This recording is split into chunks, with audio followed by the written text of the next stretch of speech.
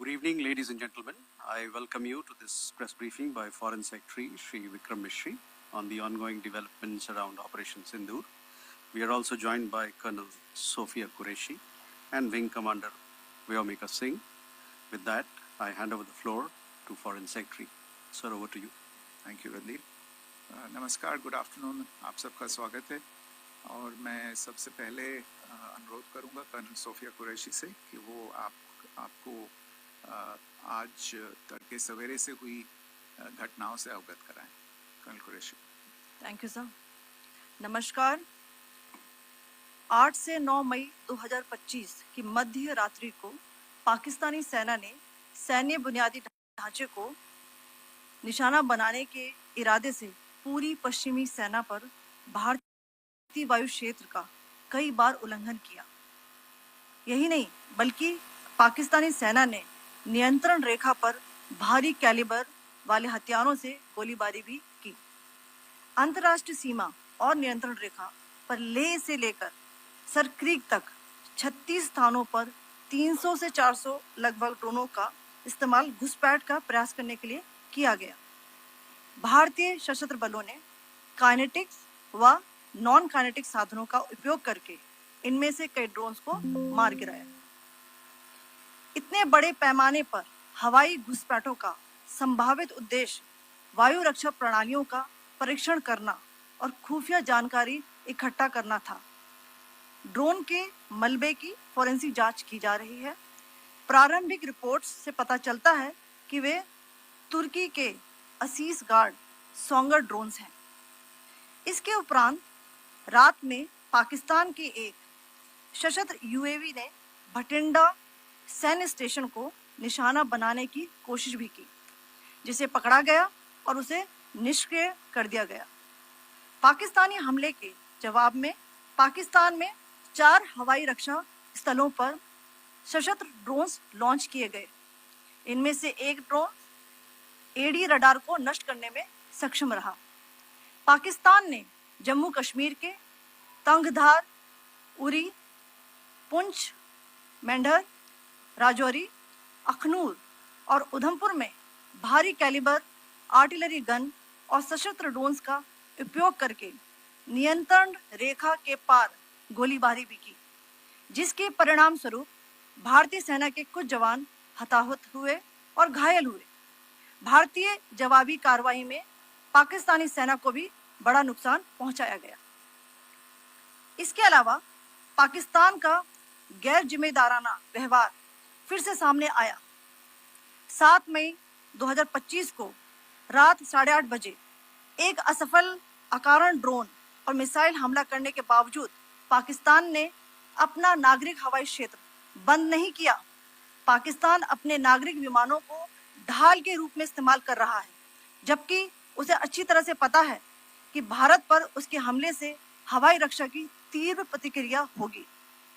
यह भारत और पाकिस्तान के बीच अंतर्राष्ट्रीय सीमा के पास उड़ान भरने वाले अंतर्राष्ट्रीय उड़ानों सहित नागरिक विमानों के लिए सुरक्षित नहीं है. यहाँ स्क्रीन शॉट में पंजाब सेक्टर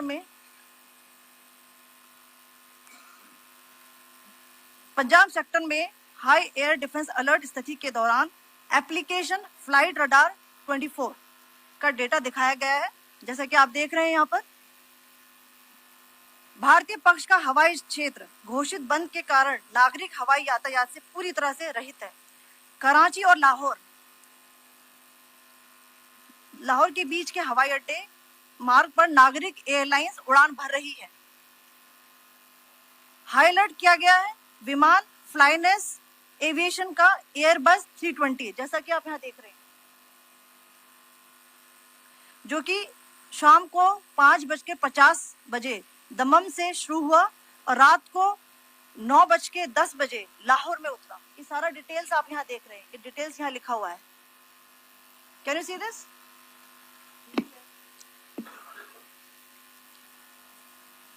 भारतीय वायुसेना ने अपनी प्रतिक्रिया में काफी संयम दिखाया और इस प्रकार अंतरराष्ट्रीय नागरिक विमान सेवा की सुरक्षा सुनिश्चित की. धन्यवाद. जय Hind.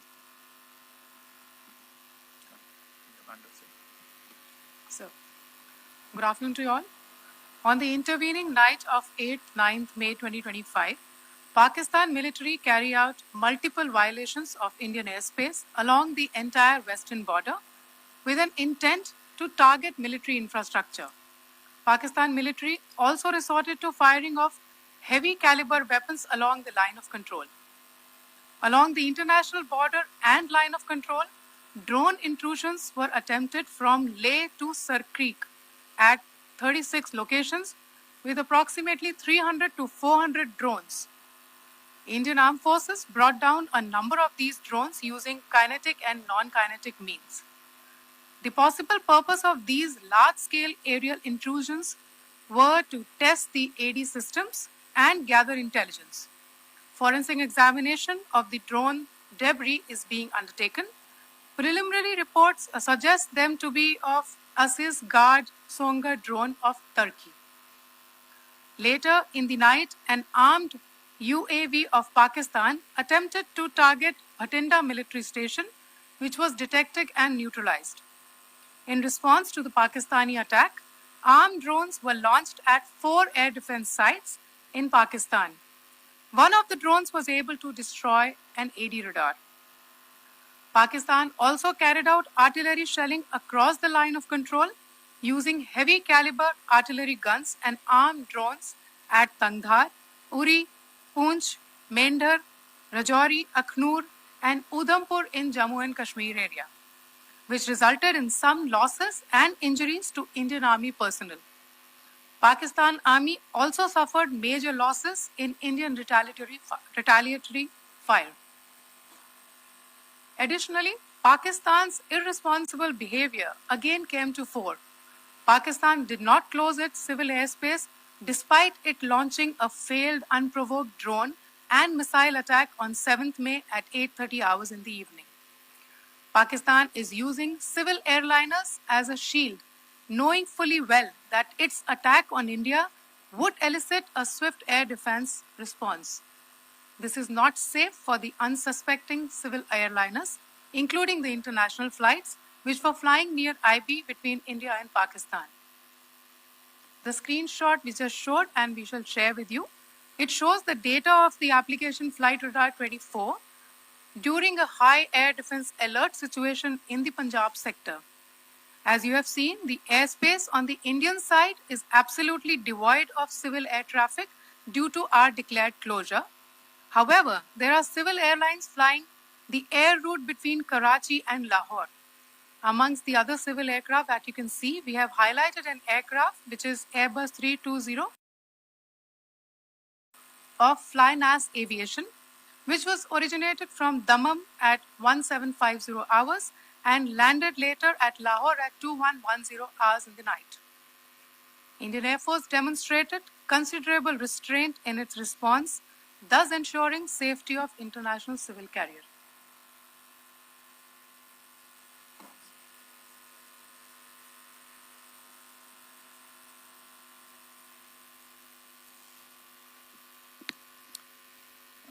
Thank you, Colonel Qureshi, Wing Commander Singh.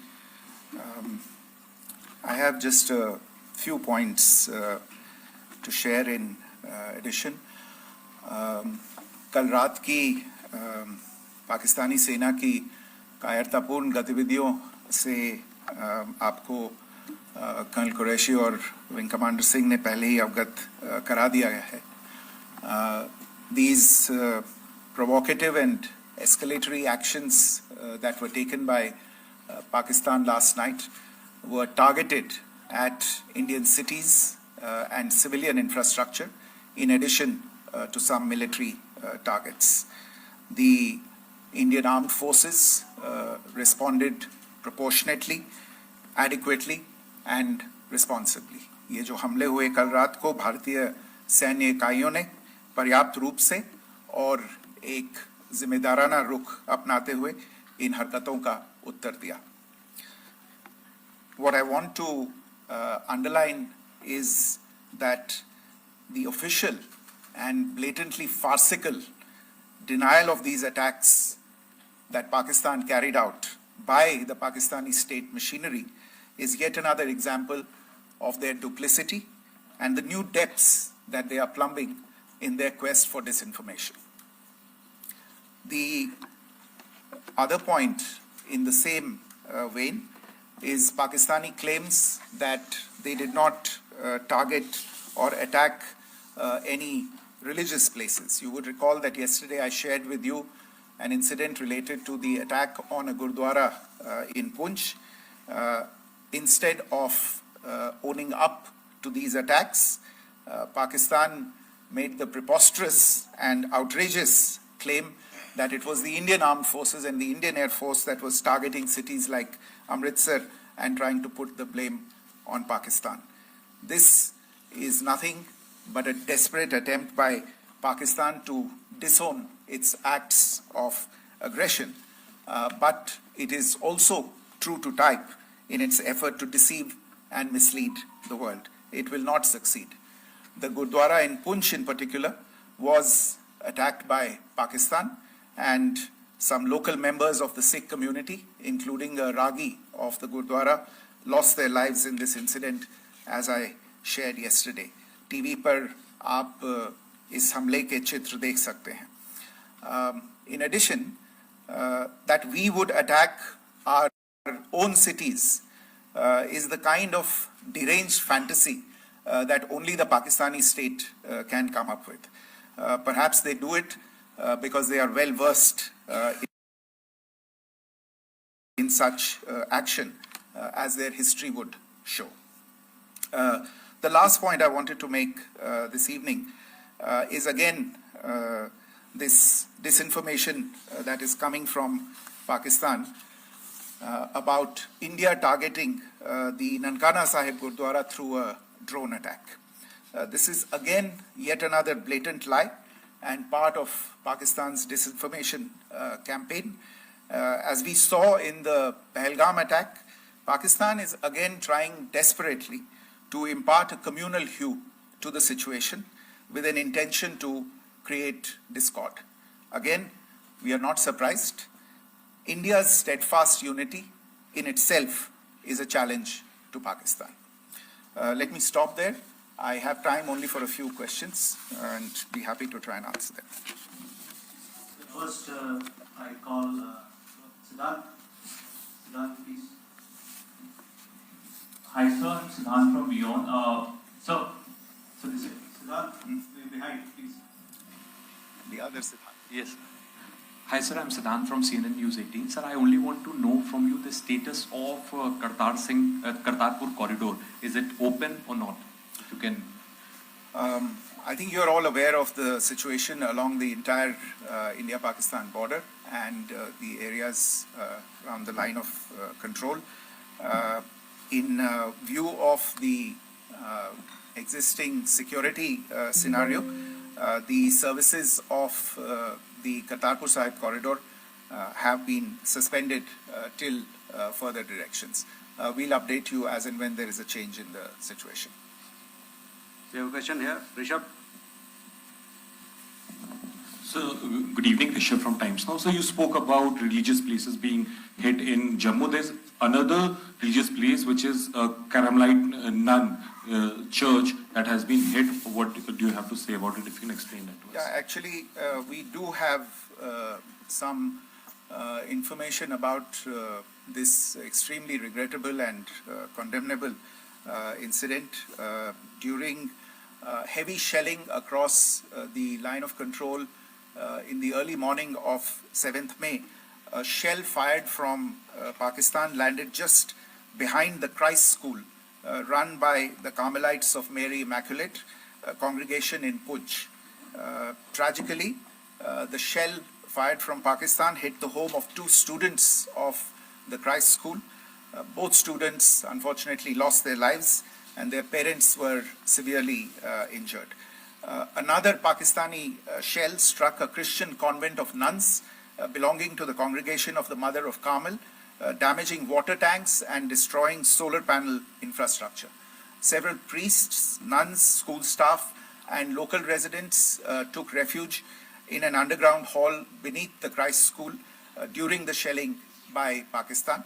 The school happened to be closed at the time, fortunately, otherwise more losses would have occurred. Again, we have seen the Pakistani side targeting and shelling places of worship with a particular design. This includes gurdwaras. जो टिप्पणी की थी उसकी पाकिस्तान में काफी तीखी प्रतिक्रिया भी आई और उसके बाद हमने देखा कि पाकिस्तान की तरफ से किस तरीके से लेह से लेकर भुज तक पूरी बॉर्डर के ऊपर जो इन्वेजन था वो किया गया। मौजूदा सिचुएशन के अंदर पाकिस्तान के बेल आउट पैकेज को लेकर और पाकिस्तान के इन अटेम्प्ट्स को लेकर आपका क्या असेसमेंट है? और दूसरा ये भी जानना चाहेंगे कि पाकिस्तान की तरफ से ये जो अटेम्प्ट किया गया था उसका भारत ने अभी तक उस तरीके का कोई जवाब नहीं दिया गया है, तो क्या भारत इसका जवाब देगा जो कार्रवाई हुई है बीते 24 घंटों में? देखिए प्रणय, जहाँ तक इंडस वाटर्स ट्रीटी का सवाल है, मैंने कल विस्तार से उसके बारे में इसकी चर्चा की है। Indus waters treaty is in abeyance and as such I have nothing further to add to the decision that was announced by the cabinet committee on security. जहाँ तक IMF bailout का सवाल है, आपको ज्ञान होगा कि IMF की आज मीटिंग हो रही है। हम वहाँ पे अपना पक्ष रखेंगे और जो हमारा मत है इन चीज़ों को लेके वहाँ पे साझा करेंगे दूसरे मेंबर्स के साथ। ये बोर्ड पे निर्भर है कि वहाँ पे क्या निर्णय होता है। और जहाँ तक जो कार्रवाई हुई है उसका जवाब देने का जो आपने जो प्रश्न उठाया है, जो आज ब्रीफिंग हुई है, जो आपको सूचना मिली है, मैंने भी कहा है कि जो आज सवेरे तड़के सवेरे जो गतिविधियां हुई, भारत ने उनका एक जिम्मेदाराना पूर्ण तरीके से और एक पर्याप्त तरीके से उसका जवाब दे दिया है। सिद्धांत। Hi sir, Siddhant from WION. Sir, the External Affairs Minister has spoken to many of his counterparts around the world. Yesterday he spoke to the US Secretary of State Marco Rubio. So what were the key areas of conversations during that call? Yes, the minister had a conversation with the US Secretary of State. As you can imagine, the focus of discussions was the terrorist attack in Pahalgam and the response that India mounted after that on the 7th of May. The Secretary of State shared his thoughts on these developments with the minister. The minister deeply appreciated the US's commitment to work with India in the fight against terrorism, and he also underlined the targeted measures that India had taken in connection with Ops Sindoor. The minister also underlined that India would firmly counter any attempts at escalation from there. But in follow-up to that, as you are aware, there have been a number of other conversations. The minister had a conversation with the UK Foreign Secretary, David Lammy, today. There too, the discussion centered around countering terrorism, for which there must be zero tolerance. And I understand just a short while ago, the External Affairs Minister has also spoken to the Foreign Minister of Norway, Espen Barth Eide, which was also focused on recent developments stemming from the terrorist act in Pahalgam. One last question, Sudhi. Sir, Foreign Secretary, thank you for doing this. Sudhi Ranjan from Bloomberg. Foreign Secretary, India had struck Bahawalpur the other day, which is also connected with the murder of one of us, journalist Daniel Pearl. If you could give us an understanding of what exactly are the reports that you're getting. You're right. Bahawalpur is the headquarters of the Jaish-e-Mohammed terrorist group that is proscribed by the United Nations. Its leader, Maulana Masood Azhar, is a proscribed individual. It is, you brought up the connection with the tragic death or killing of Daniel Pearl of the Wall Street Journal.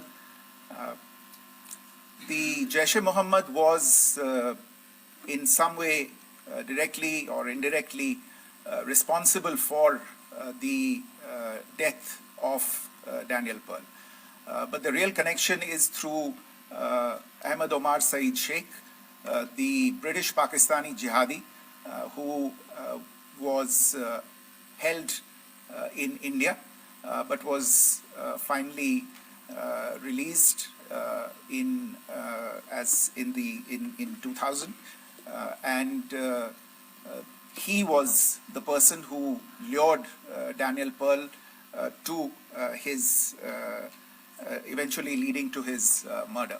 So these are all obviously connected figures, connected individuals, connected institutions, and the attack on Bahawalpur, on that facility of the Jaish-e-Mohammed in Bahawalpur is, I would imagine, a fitting part of this unfortunate incident. Thank you all. Thank you, sir. With that, we come to the closure of this press briefing.